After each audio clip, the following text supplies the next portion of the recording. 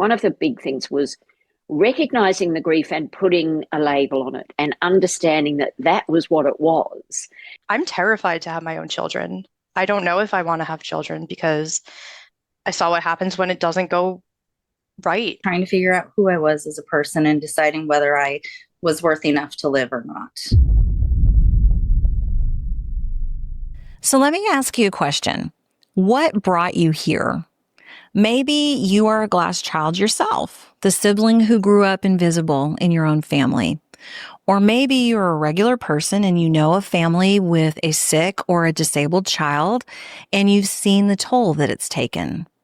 Or maybe you're a professional who works with childhood trauma, but you've never considered what it does to the siblings.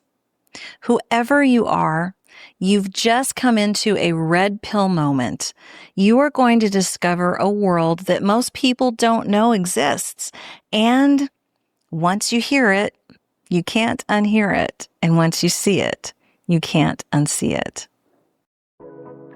Meet Alicia Meneses Maples. You're here. I am so happy to see you. Glass child advocate, speaker, and educator. I'm Alicia. I'm an adult glass child. As a little girl, I grew up in a high-needs family and I was unseen.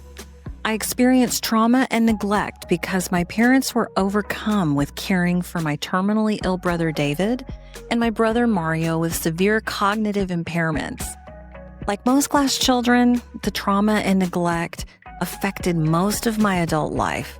But today, I am a flourishing, empowered, imperfect, hot, bubbly, beautiful mess of an adult glass child who is healing, and you can be too. Alicia's TEDx talk set a global viral trend about glass children. We have to talk about the trauma because the trauma was so normalized for us, we don't even know we've been through trauma.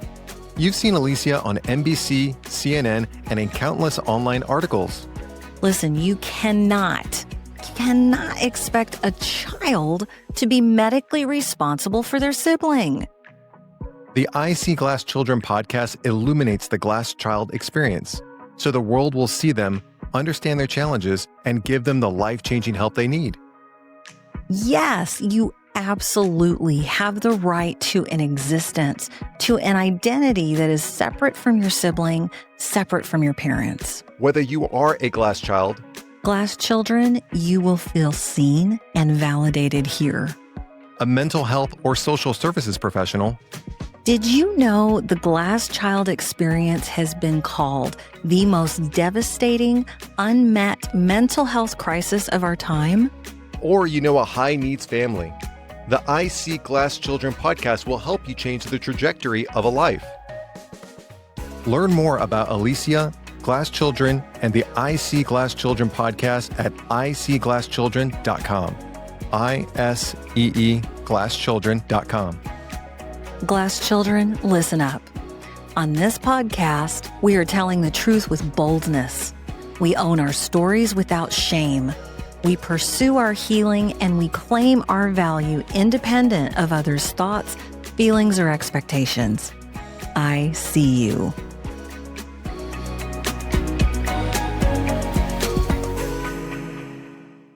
They call us glass children. We look fine on the outside. We perform, we excel, we behave. We look like we have no problems. But inside, we're cracking. We're carrying trauma that no one ever thought to measure or notice. Depression, eating disorders, addiction. I know because I lived it. And when I first shared this story on a TEDx stage in 2010, sadly, the world wasn't ready to hear it. But in 2023, Gen Z found that talk online and it went viral. Suddenly, over 100 articles online, CNN, NBC, the Cleveland Clinic, the world was asking, how did we miss this? And this podcast is my answer. It's the voices of glass children from 11 countries. It's experts in trauma and sibling issues. I'm bringing you the truths that families and professionals can no longer afford to ignore, and it's for you. Whether you've lived it, witnessed it, or never even thought about it, because the silence ends here. This is the glass child experience. You've already heard me say the words glass child, but really, what does that mean? So a glass child is two things. First, you have a brother or a sister with high needs.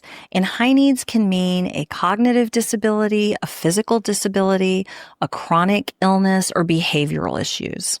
The second thing is, because of the overwhelming nature of the sibling's condition, the parents don't provide the attention, the nurturing, the development that every child deserves and also needs.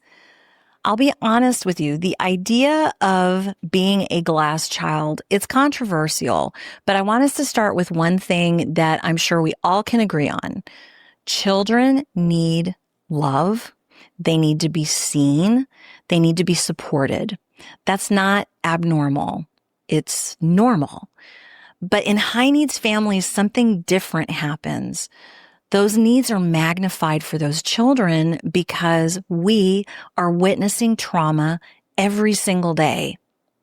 For me personally, what that looked like is I was being bitten and hit by my brother from the time I was 5 until I was 13. It meant that I was a child and I was seeing my mother bleed from her arm from the depth of his bite marks. Years later, she still has those scars.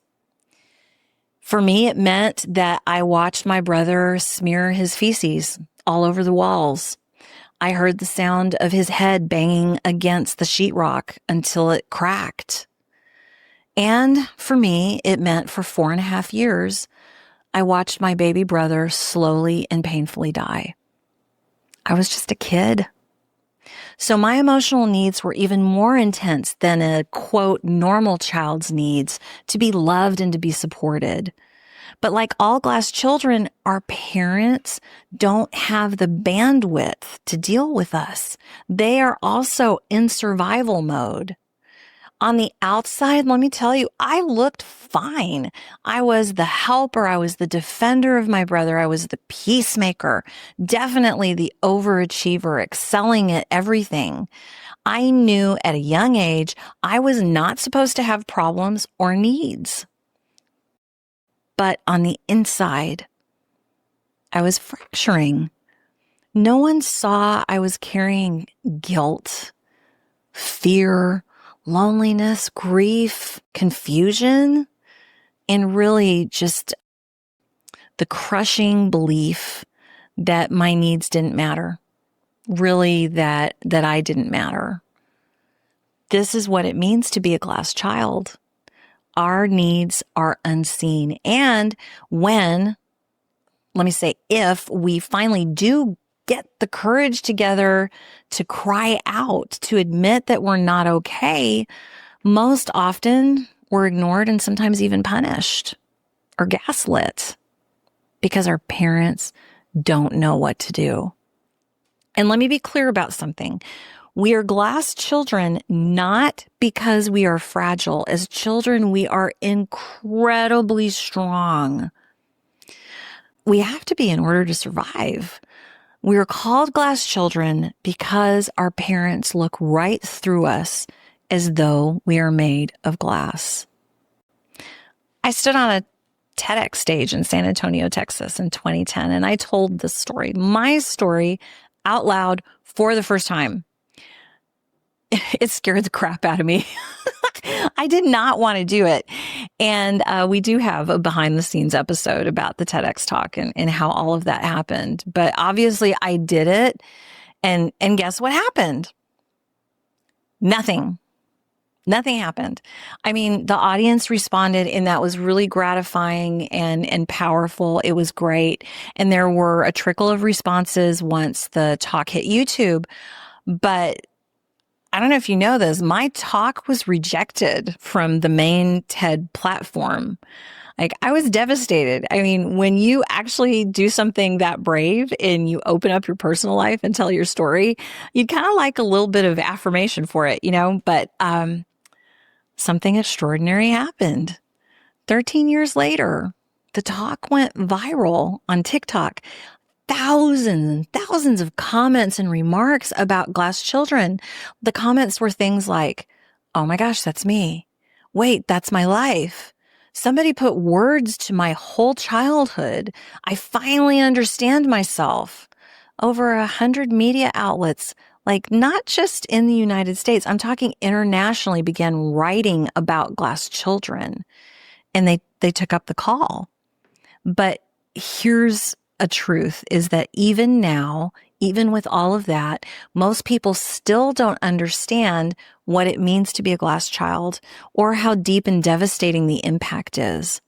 For example, So I couldn't believe that so many people in the so-called therapeutic space did not show interest in the fact that I had grown up with a severely disabled sister.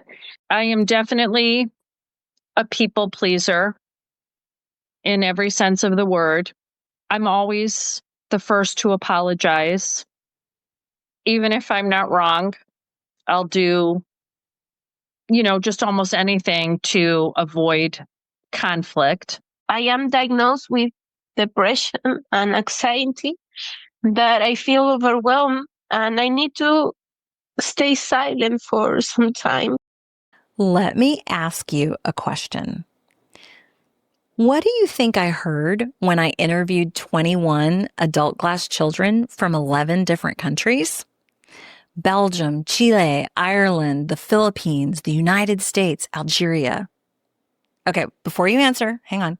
Let's add to the mix that these 21 people ranged in age from 20 to 72. What do you think I heard? Well, I wasn't sure what I was going to hear. I had a suspicion, but ultimately I didn't know. What I did hear was something heartbreaking, something ubiquitous, and it changed everything for me. This project started, it was going to be a simple 4 to 6 episode standalone podcast that explained what a glass child was. But after these interviews, a fire was lit inside me, and I became determined to make this podcast as powerful, as honoring, as world impacting as it possibly could be. So what did I hear? Their stories echoed each other again and again and again and again. I heard about depression, suicidal ideation, self-harm, disordered eating, codependence, choosing partners who either mentally, or physically abuse them, paralyzing anxiety, self-hatred. And now listen, I really want you to listen for a second and think about this. Number 1, we have different cultures. Number 2, we have different generations. And number 3, we have different sibling diagnoses. And yet the same devastating outcomes. Do you understand? This is telling us something. This is not an accident. This isn't isolated. This is systemic to the glass child experience, but no one is talking about it. And what's staggering to me is the mental health community has no idea. I tried with 4 different therapists, since the age of 18. I don't blame the therapists. It's their training. They are trained to focus on the high needs child or the parents and sometimes the family unit as a whole. But the healthy sibling, the one who looks fine, we're glass to the mental health community as well. And this is why the I See Glass Children podcast matters. It matters because silence breeds suffering. Because invisibility invalidates identity. This podcast will do what has not been done before. I am giving voice to the lived experiences of glass children across continents and generations. I am putting them side by side with the voices of experts who can help glass children heal. Before I go further, I want to address the parents who are listening. I want to be gentle in how I say this to you because I know it's going to be hard for you to hear. this podcast is going to sting. It is probably going to feel unfair and at points even devastating to you. And I'm sure you're going to find yourself wanting to scream into the air, I did the best I could. You don't know what it was like for me. And I get it. I understand. I saw what my parents went through. And please know, I'm not anti-parent. I have been accused of this. I have done in the past and will continue to do conferences and workshops for parents when I'm asked. And when the podcast continues to another season, there is a future series where I am speaking just to you, parents. However, this podcast is for your children. Speaking of glass children, if you are a glass child, this is your place. Welcome home. You are going to hear stories that sound like yours. You are going to find validation for experiences that you thought no one else could ever understand. And you're going to hear from experts who will offer tools to help you heal. If you're not a glass child, when you listen to these stories, you're going to hear anguish. You're going to be shocked, maybe angry. You're also going to laugh and you're going to be inspired. I cannot wait for you to hear some of these stories and read your comments about them. And you will understand glass children in a way you have never thought about before. And that's so powerful because you have the opportunity to change their lives. If you are a mental health professional, you are about to learn so much. You're going to hear perspectives that may change the way you do your practice.